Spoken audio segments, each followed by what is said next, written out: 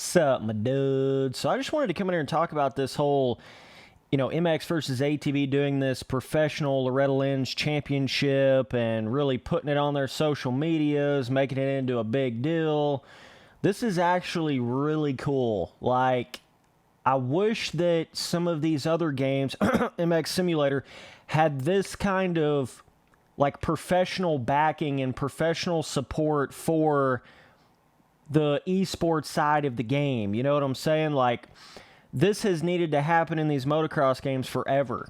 Like, this should have been back in Reflex. They should have had like a legit full-blown, Rainbow Studios style, Rainbow Studios backed esports series, professional series, maybe even an amateur series. It is at Loretta Lynn's, but and if I'm not mistaken, it's actually ran by MX Sports and THQ Nordic and MX versus ATV and all that. So it's not only MX versus ATV themselves, but it's also the legit, what runs Lucas Oil Professional Motocross is running the professional esports gaming series as well. That's what we need. That's what we need in MX Simulator. Literally, AMA Supercross themselves coming in and making a professional esports simulator series on MX Simulator, or a professional, MX Sports instead of going to MX versus ATV, or they could do it with MX versus ATV and MX Simulator. But I think part of the reason they did that is because they're actually partnered up, right? Because the MX versus ATV did all the replica outdoor rounds from last year. Not all of them, but a lot of them, right? So they kind of have a partnership. So that may be part of why they was able to do it like that. Obviously, MX Simulator would have to be some kind of a partner in some kind of a way with AMA, Supercross, and FIM. I mean, you'd have to have some kind of a partnership to ever get that real. But oh my God, could you imagine what that would do for MX Simulator, bro? Holy crap. Like, it'd be like what it is right now, but times 10. That's literally what it would be. It'd be literally real life Supercross and motocross, but in a virtual world in every way. Like, even on the professional racing side of it. That'd be insane, bro. I don't know. I just thought this was really cool to see all this from MX versus ATV, and it really kind of gets me excited for when their next game comes out, because we all know it's, MX versus ATV All Out is not the most amazing physics motocross game ever. It's not terrible, but it's not like, oh my God, Reflex or whatever, you know what I mean? So I think there's a lot of people that kind of look at this game like, what's really the point in even having a pro series in this game? But what I look at is just wait till that next MX versus ATV game comes out and they still have this kind of esports backing and support. And, if we get something like a somewhat closer to like a Reflex 2, or at least somewhat closer to Reflex style physics, and you still have all that professional backing and racing, whoo-wee. Whoo, doggies. That could turn into something, bro. Like, really, really turn into something, So, I'm excited for that part of it, but it was just cool to see this because you don't really see this kind of, like, professional race backing from Milestone with the official Supercross games and the MXGP games. You don't really see this out of MX Simulator. I mean, you have pro racing in MX Simulator. Yeah, you have quote-unquote pro racing in these Milestone games, but it's not actually backed by the developers. It's not the developers running the series. You know what I'm saying? So it's got to be a little more like that, right? This is not like the DMR series on the official Supercross game, or like RF on MX Simulator, which are basically just random community people. That's all they really are. They don't really have direct ties to the developers of the games. It's not the developers running the pro racing in MX Simulator or the official Supercross games and stuff like that. So I really feel like that's what's making this different, because this is when you start getting the legit, real professional racing esports in a motocross game. If you don't really have it where the developers are doing it, it's just not going to have that kind of a feeling. It's going to have more of like a little side random underground, organization, and all the sketchy stuff that RF has done, all the shady stuff, all the weird, pyramid scheme. The reason why it's like that is because it's not really fully backed by the developer of the game. You know what I'm saying? It's not the developer of the game making all the real decisions. So you got to be careful when you get these little almost like third-party type organizations trying to start up these esports things and these motocross games and stuff, because that's when you start getting that unprofessionalism. That's when you start getting that weird, like, you know, whatever the case may be, people that made the track qualifying on the track days and days in advance compared to everybody else, or the people that actually dictate the protest and the suspensions and the whatever, people that are cheating in the game or whatever, you know, they could potentially be really good buddies. I mean, you know, it just kind of gets really sketchy when you get these third-party, random community people that start trying to run these professional series. Is it better than nothing? Yeah, probably, but it just turns into a mess really quickly when that, and I've seen it, you know, with RF on MX Simulator. I've seen it firsthand, right?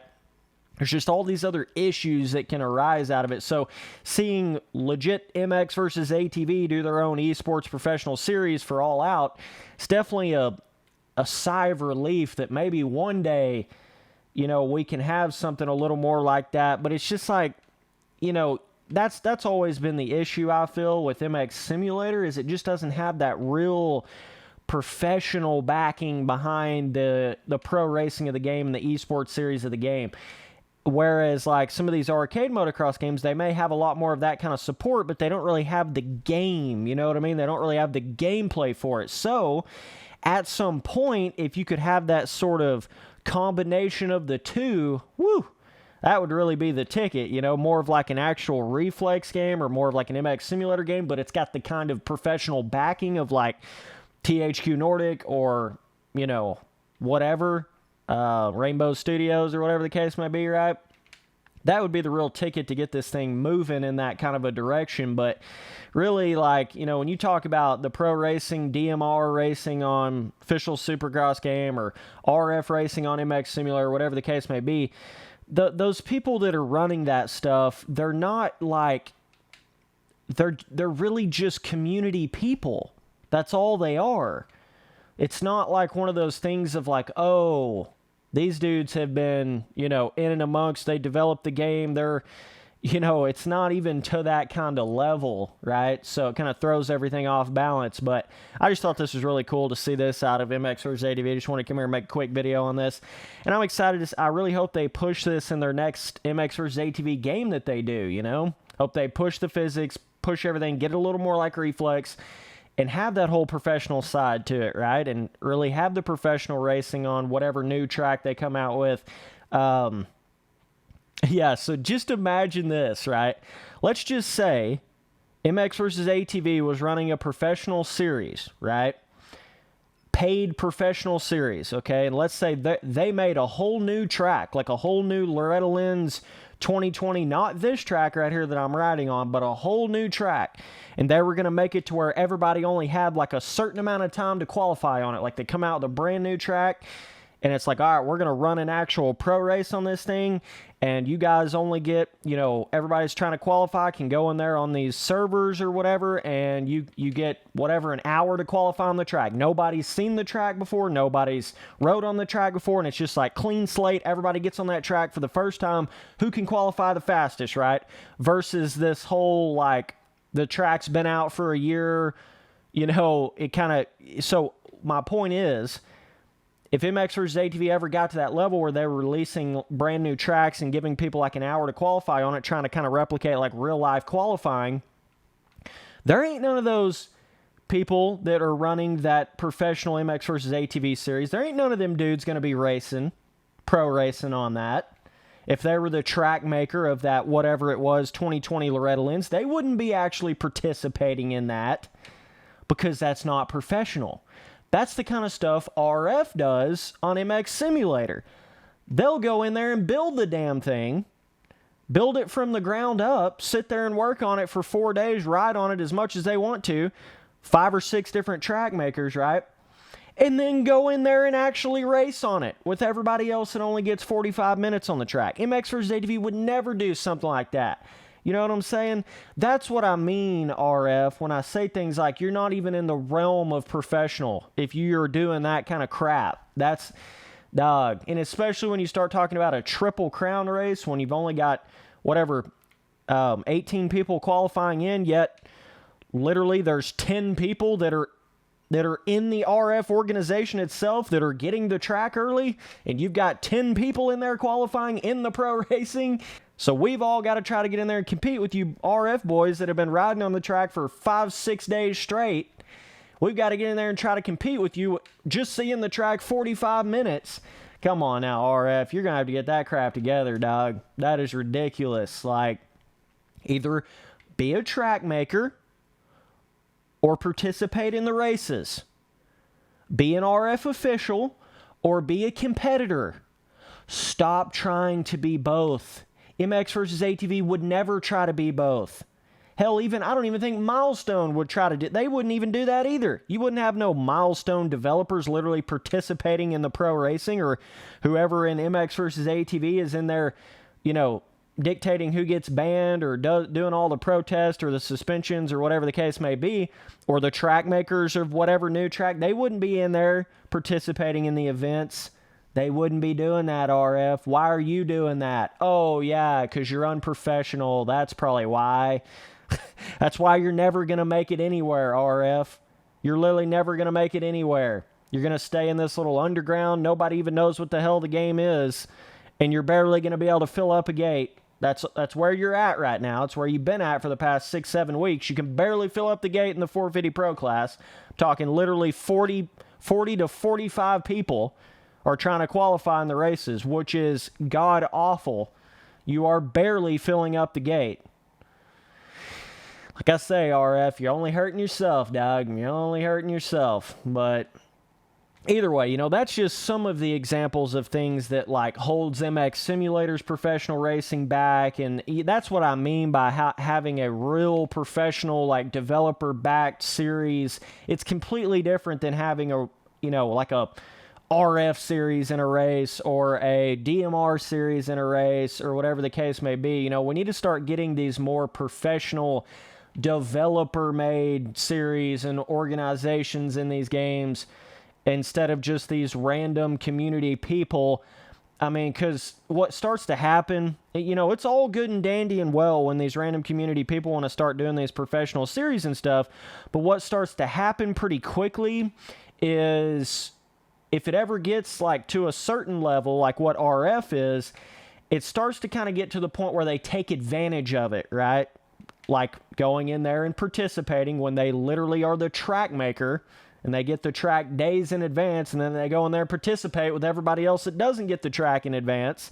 It's all these little taking advantage of type situations that start to happen with these organizations like RF, right? All that kind of stuff starts to happen, right? They start to, whoever they buddy with, they put them on the RF team as well. It all kind of starts becoming this biased. It just gets out of hand very, very quickly. Dictatorship. You can't say anything negative about us or we're going to ban you, like they did me back in 2017, right? So it starts to get this very, very unprofessional, very bizarre, pyramid scheme type crap that starts to happen very quickly with these, community-made professional series in these games. It gets insane, dog, and I've seen it firsthand. A lot of people don't really understand how that gets, and that's just human nature, You start becoming one of the head dudes of the top professional series of a certain game, especially a game of the caliber of like MX Simulator, then you start feeling like you're above and beyond everybody else. You can get away with anything because you're the person that picks who gets banned and who gets protested. So you kind of start getting this, this God mentality in a sense. And that's what's happened to a lot of these dudes in RF over the years. They've gotten this, I can do whatever I want, because they're not the developer of the game. You know what I'm saying? They're just random community people. It's not like JLV out there, right? The dude that made MX Simulator. That's not what RF is. These are just random community people, whether it be random track makers over the years of the community or whatever. That doesn't necessarily mean you know how to dictate a full-blown professional series, and we've seen the result of that over the years, right? So that's what I mean by how if it ever is going to get to that next level, truly professional, what you expect it to be, you know, all that kind of stuff, you can't be doing it with some random, you know, side community-made series or organization. It's got to be full-blown from the developer, backed by the developer, because the developer is not going to do shady stuff like that. If they're running a pro series in their game, they're not going to go in there and, you know, be trying to go in there trash talk you in chat. You're not going to have the developer do that. You will have RF officials do that on MX Simulator. They'll go in there and trash talk you in chat, go in there and trash talk you on the forums, whatever the case may be, right?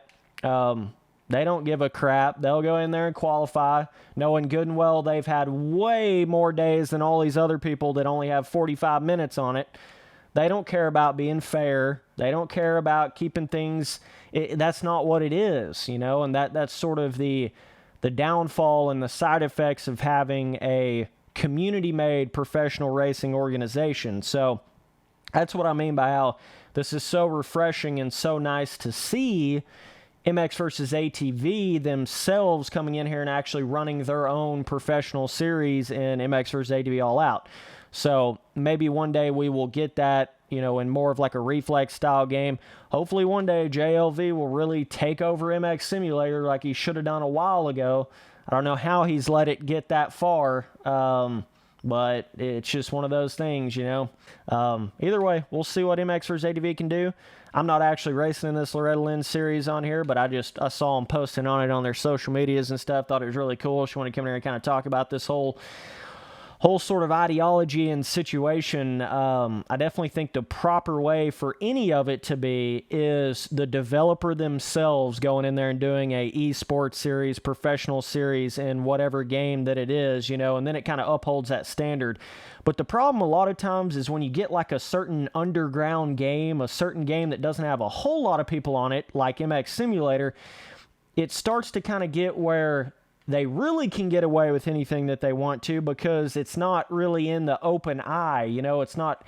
Whereas like if you go in there in a professional Call of Duty series or a professional esports Rocket League series or whatever the case may be, they got to keep it legit. They got to keep it 100% professional because there's so many people involved in it, in and amongst it, whereas when you just have a little underground game like MX Simulator, you can pretty much get away with whatever the hell you want in the professional series of it, you know what I'm saying? Because not a whole lot of people even see it, not a lot, so then it kind of creates that small bubble at the top of people that think they're just going to do whatever they want to do. So, and we've seen that with RF plenty of times over the years, plenty of times. So yeah, either way, it just sucks, man, that it can't be as professional as it should be. And it's just, man, it's just a sad thing, because it's only killed the game. I mean, that's all it's really done. And you've seen how much this is helping a game like MX vs. ATV All Out, keeping this game alive. I mean, that's what these professional series do, and coming out with more and more DLC later, and, you know, AMA Replica Motocross DLC later on in the life cycle of the game, and then doing an esports series on it, you know, it really advances the longevity and the lifespan of the game and all that kind of stuff. So you have to have that developer-made professional series for it to ever really get truly legit. You know what I'm saying? You've got to have it. It's got to be that way. So either way, appreciate you guys watching all the videos. Later, dudes.